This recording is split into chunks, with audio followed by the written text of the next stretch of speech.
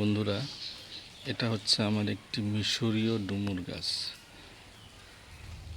4 মাস আগে নিয়েছিলাম গাছটি আমি। দেখুন 2টা ফল এসেছে। যেহেতু এটা বৃষ্টির সিজন, বেশি ফল ধরে না।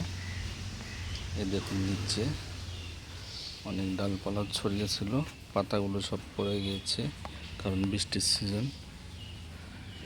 সিজন শেষ হয়ে গেলে আবার পাতা এসে যাবে এবং ফলে ধরবে।